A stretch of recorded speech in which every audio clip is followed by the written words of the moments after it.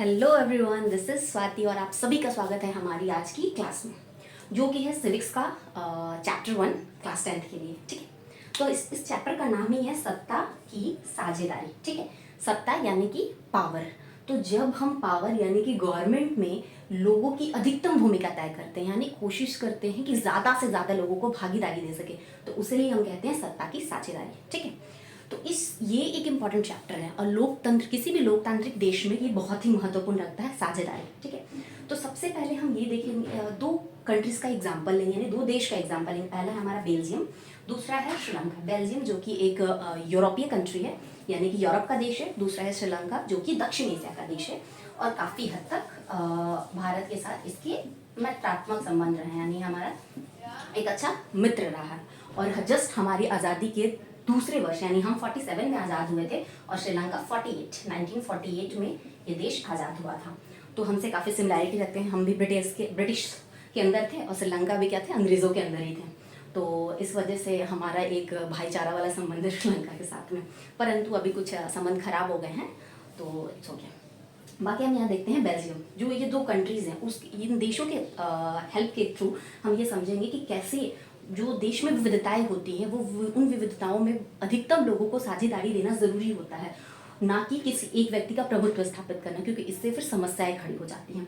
तो सबसे पहले हम लेते हैं बेल्जियम का एग्जाम्पल, जो कि यूरोप का देश है, जैसा कि मैंने पहले ही बता दिया। यहाँ पर क्या है, इसमें क्या कहने को तो काफ़ी छोटा सा देश है, यानी कि हमारे हरियाणा के बराबर ही होगा, हरियाणा से छोटा ही होगा इवन। तो ये जो बेल्जियम है, यहाँ पर क्या विविधता है। पहला है, यहाँ की जो आबादी है ना, 59% आबादी डच बोलने वाली है, जो किस इलाके में रहते हैं, फ्लेमिश इलाके में रहते हैं और डच बोलते हैं।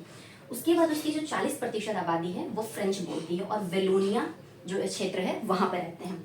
बाकी की जो 1% आबादी बच गई वो जर्मन बोलती है। तो इस छोटे से देश में 3 भाषा बोलने वाले लोग रहते हैं। पर उससे भी बड़ी समस्या तब हो जाती है जब ये पूरे देश की स्थिति है, लेकिन इसकी जो राजधानी है, बेल्जियम की राजधानी है ब्रुसेल्स। यहाँ की स्थिति इससे उलट है, यानी यहाँ पर हम क्या देखते हैं कि अधिकतम डच लोग हैं और दूसरे नंबर पर फ्रेंच हैं, परंतु ब्रुसेल्स की जो स्थिति है वो अलग है, जस्ट ऑपोजिट यानी उल्टी है। यहाँ पर क्या हो जाता है कि फ्रेंच जो है वो 80% है, ठीक है, और 20% क्या बसते हैं, डच लोग। यानी यहाँ पर बड़ी आबादी किसकी है, वो फ्रेंच वालों की है, और उससे कम आबादी किसकी है, डच की है। ठीक है, जो बेल्जियम का ये जो सीन है, तो हमें पता होता है कि जहाँ पर भी विविधता होती है ना, वहाँ टकराव उत्पन्न होता ही है, वहाँ टकराव होगा ही होगा। जैसे कि अगर हम बिहार की ही बात कर ले, तो बिहार में विविधता है और इस वजह से है कि कई बार समस्याएं खड़ी होती हैं, लेकिन ज़रूरी होता है कि सरकार बेहतर तरीके से उन समस्याओं का समाधान करे। बिल्कुल यही समस्या बेल्जियम में भी है। बेल्जियम में क्या हुआ कि 1950 से 60 के दशक में तनाव उत्पन्न हो गया, वही सत्ता में साझेदारी को लेकर के, कि आखिर प्रभुत्व किसका स्थापित हो, किस तरीके से पूरी संरचना चले। क्योंकि कहीं ना कहीं जो ये होते हैं ना, जो कम आबादी वाले लोग होते हैं, जिनकी आबादी यानी अल्पसंख्यक लोग जैसे हम कह सकते हैं, तो अल्पसंख्यक लोग जो होते हैं उनको लगता है कि हमारे ऊपर जो बहुसंख्यक लोग हैं उनके अधिकारों को, उनकी जो भाषाएं हैं, उनकी संस्कृति है, उसको डाला जाएगा और हमारे अधिकारों को ख़त्म किया जाएगा। तो इस वजह से उनमें एक डर का माहौल होता है। इसलिए ज़रूरी होता है कि जो सरकार है वो कुछ ऐसे प्रयास करे ताकि अल्पसंख्यक और बहुसंख्यक साथ मिलकर रह सकें और समाज में शांति और स्थिरता बनी रह सके। तो ऐसा ही कुछ प्रयास बेल्जियम में किया गया। यहाँ जब तनाव उत्पन्न हुआ तो 1970 और से लेकर के 93 का जो दशक था, इसमें क्या हुआ, 4 संशोधन किए गए, यानी संविधान में 4 संशोधन किए गए ताकि बेल्जियम की जो आबादी है उनकी समस्याओं का समाधान किया जा सके। तो इस 4 संशोधनों के थ्रू क्या क्या चीज़ें दी गई। पहला तो था कि केंद्र स्तर पर ये किया गया कि जो केंद्र स्तर पर मंत्री होंगे, जिसको कि हम कैबिनेट मंत्री बोलते हैं, जो हमारे मुख्यमंत्री मतलब केंद्रीय स्तर पर जो मेन मंत्री होते हैं, जो निर्णय लेते हैं, वो उन मंत्रियों में फ्रेंच और डच दोनों लोगों की समान भागीदारी होगी। यानी अगर 10 फ्रेंच हो गए तो 10 ही डच भी होंगे, यानी दोनों बराबर होंगे। तो यहाँ पर क्या हो गया कि बहुसंख्यक और अल्पसंख्यक दोनों को समान अधिकार दिया गया। सेम जर्मन के लोगों के साथ भी किया गया। अब आते हैं राज्य स्तर पर। अब राज्य स्तर पर क्या किया गया कि जहाँ पर डच वाले लोग हैं वहाँ पर डच की सरकार होगी, जहाँ पर फ्रेंच वाले लोग हैं वहाँ फ्रेंच की सरकार होगी। तो समस्या राज्य स्तर पर भी खत्म हो गई। तीसरा, ब्रुसेल्स की स्थिति। तो ब्रुसेल्स चूंकि ऑपोजिट स्थिति वाला था, तो यहाँ पर क्या किया गया कि यहाँ पर ब्रुसेल्स के लिए अपने एक अलग सरकार बना दी गई। ठीक है, तो ब्रुसेल्स की समस्या का भी हल हो गया। चौथी जो स्थिति आई वो थी सामुदायिक सरकार बनाई। सामुदायिक सरकार क्या थी कि जहाँ पर सभी भाषाओं के लोग एक साथ आते थे, बातचीत करते थे, और जो भी कल्चर से संबंधित यानी संस्कृति और धर्म से संबंधित बातें हो या फिर लैंग्वेज से संबंधित बातें हो, इन समस्याओं का समाधान करने की कोशिश करते थे, और इससे संबंधित जो भी निर्णय होते थे वो सामुदायिक सरकार ही लेती थी। ठीक है, तो ये हमने बेल्जियम की स्थिति देखी जहाँ पर हमने समस्या भी देखा और एक प्यारा सा समाधान भी देखा। ठीक है, अब दूसरी तरफ श्रीलंका की स्थिति देखते हैं। हमारा पड़ोसी देश है, और श्रीलंका में क्या है, जैसा कि हमको पता है कि श्रीलंका जो है ना वो तमिलनाडु लाइक इस तरीके की अंडाकार स्थिति है श्रीलंका की, और ये जस्ट हमारे तमिलनाडु के नीचे लटका हुआ है। जब आप मैप देखेंगे तो हमें वो पता चल जाता है। तो इसका हम इसमें दो समुदाय के लोग रहते, एक सिंगली, दूसरा तमिल। ठीक, सिंगली और तमिल। सिंगली जो मुख्यतः बौद्ध धर्म में मानते थे, लेकिन तमिल जो थे इसमें हिंदू धर्म मानने वाले भी लोग थे और कुछ मुस्लिम धर्म मानने वाले भी लोग थे। अब तमिल में भी अपना अलग दो गुट था, एक तो था श्रीलंकन जो पूरी तरीके से श्रीलंका के थे, दूसरे थे इंडियन यानी भारतीय लोग थे।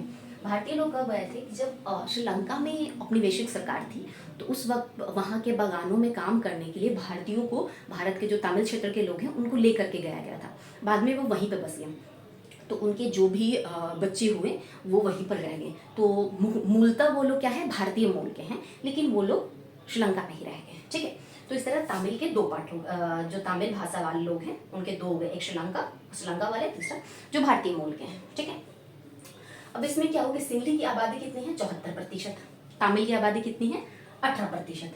तो ये कुछ आबादी। इसके अलावा यहाँ पर कुछ ईसाई मूल के लोग भी हैं जो कि 7% के आसपास हैं। ठीक है, तो यहाँ पर भी हम क्या देखते हैं, विविधता है। एक तरफ हमने बेल्जियम में देखा कि यहाँ समस्या है तो समाधान भी किया गया, हालांकि थोड़ा जटिल वाला समाधान है, बट समाधान तो किया गया ना, ताकि शांति और सामंजस्य बना रह सके। श्रीलंका में क्या हुआ कि स्थिति छोड़ दी गई। इवन स्थिति ये इतनी खराब हो गई, 1956 में क्या किया गया कि जो बहुसंख्यक का दबाव था, बहुसंख्यक की सरकार बनी, उन्होंने क्या किया कि सिंगलियों का प्रभुत्व स्थापित कर दिया, सिंगली को एकमात्र भाषा घोषित कर दिया। अब जो अल्पसंख्यक समुदाय के लोग थे उनके अंदर कहीं ना कहीं असंतोष बढ़ गया, यानी उनको लगा कि अब तो दंगा फसाद कर देंगे और उसके बाद अपना प्रभुत्व स्थापित करेंगे, अपना सरकार बनाएंगे, और इसी को कहा गया तमिल इल्लम।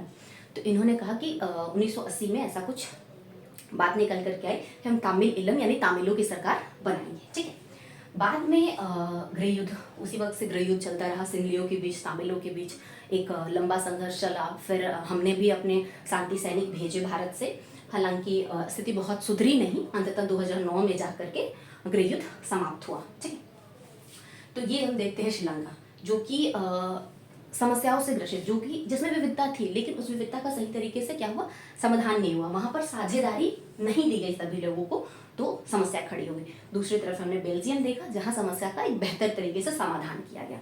अब हम ये देखते हैं कि आखिर सत्ता में साझेदारी क्यों जरूरी होती है। ठीक है, यानी ये दोनों एग्जाम्पल से तो हमने देखा कि आप साझेदारी करना किस तरीके से किया जा सकता है, पर साझेदारी क्यों जरूरी होती है ये देखना जरूरी है।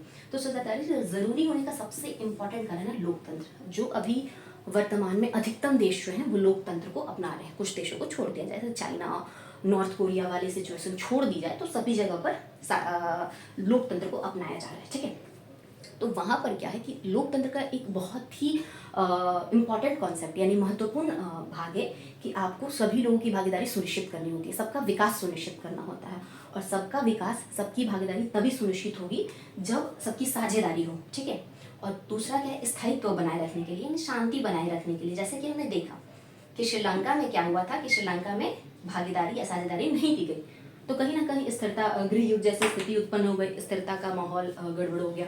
और दूसरी तरफ हमने देखा कि इतनी विविधता होने के बावजूद भी बेल्जियम में सब शांतिपूर्वक चल रहा था, विकासात्मक कार्य कर रहे थे। और बेल्जियम के लिए तो एक अच्छी बात यह हो गई कि जब यूरोपीय संघ बना ना, तो यूरोपीय संघ की जो ये है, उनका जो हेडक्वार्टर है वो ब्रुसेल्स में बनाया गया, ये एक अच्छी बात हुई। तो ये क्यों हुआ, क्योंकि बेल्जियम की व्यवस्था इतनी अच्छी थी, बेल्जियम में जो शांति कायम थी, इस वजह से अंतर्राष्ट्रीय स्तर पर इसको इतनी महत्ता मिली। दूसरी तरफ हम श्रीलंका को देखते हैं कि श्रीलंका की सरकार ने बेहतर तरीके से कार्य नहीं किया, सभी को संतुष्ट करने का कार्य नहीं किया, तो वहाँ पर विकास के जो कार्य थे उसको क्षति पहुंची। ठीक है, अब हम यहाँ देखते हैं स्थायित्व के लिए साझेदारी जरूरी होती है, बेहतर विकास के लिए, लोकतंत्र के जो मूल्य हैं उसके लिए जरूरी होती है क्या, साझेदारी, अधिकतम लोगों की साझेदारी जरूरी होती है।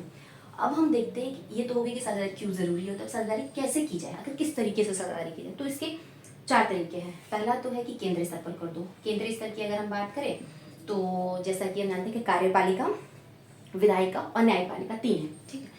विधायिका जो कि कानून बनाए, और उसके बाद कार्यपालिका जो कि उस कानून को लागू करे। उसके बाद हमारा आता है कार्यपालिका, विधायिका और न्यायपालिका।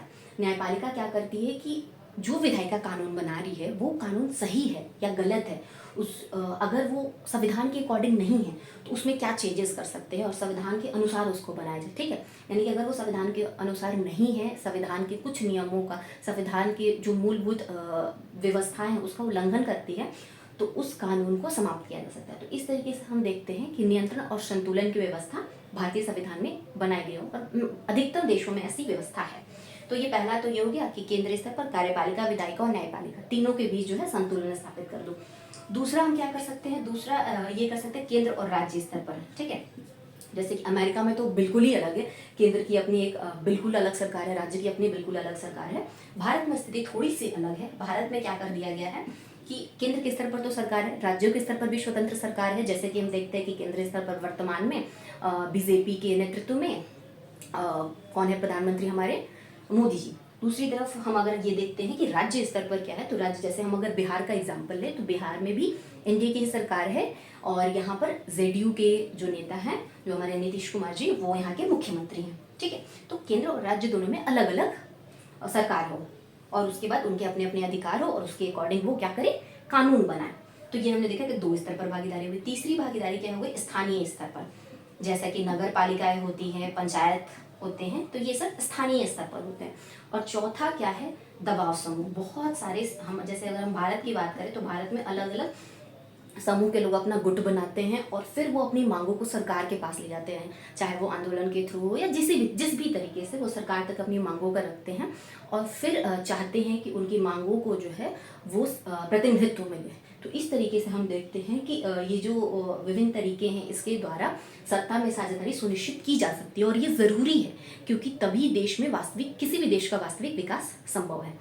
तो आशा है चीज़ें समझ में आई होगी और बाकी का हम आगे पढ़ेंगे। All the best, thank you so much.